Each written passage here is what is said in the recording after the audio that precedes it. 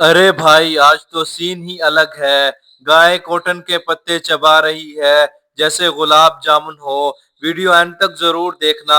Like करो, comment करो, जंगल logic को सब्सक्राइब कर लो, क्योंकि यहाँ नेचर के हर नतीजे का एक लॉजिक होता है। देखो जरा, ये गायों की लाइन लग गई है खेतों में, और सब अपने अपने ड्राई कॉटन पत्ते चबाने में बिजी हैं। बिल्कुल ऐसे जैसे संडे ब्रंच चल रहा हो। आप सोच रहे होंगे, अरे भाई, कॉटन के पत्ते भी कोई खाने की चीज है? लेकिन नेचर के स्कूल में हर स्टूडेंट अपना सर्वाइवल मेथड खुद लिखता है।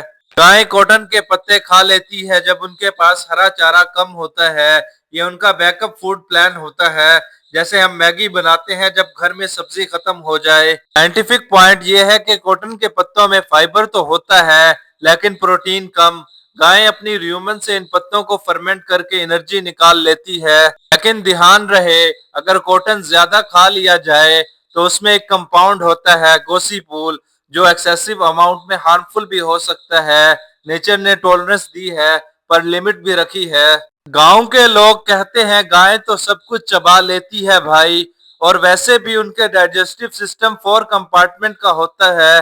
र्यूमन, रेटिकुलम, ओमेसम, अबोमेसम, जैसे मल्टी स्टेज फैक्ट्री हो। आपने नोटिस किया होगा, ये गाय कॉटन के पत्तों के बीच से सिलेक्टिव फीडिंग करती है। सिर्फ सॉफ्ट पार्ट खाती है, स्टेम छोड़ देती है। यही तो नेचुरल इंटेलिजेंस है। कुछ फार्मर एक्चुअली कॉटन फील्ड में अपनी गायों को चरने देते हैं, ताकि वो फील्ड क्लीन भी कर दें और खुद का पेट भी भरें। Win win situation.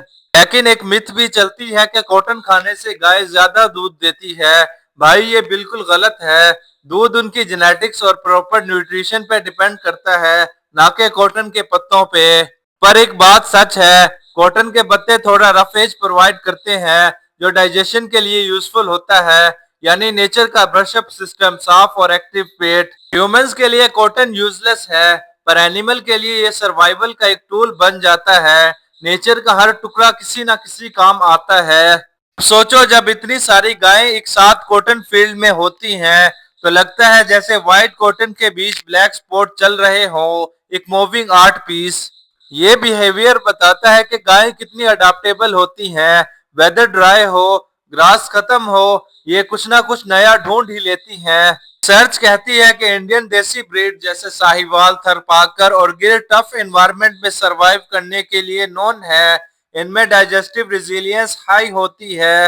हाँ, अगर आप कॉटन के खेत के पास रहते हो तो ध्यान रखो, कॉटन के ऊपर पेस्टिसाइड ना हो, वरना गायों के लिए रिस्क हो सकता है। फार्मर्स का एक लोकल हैक भी है।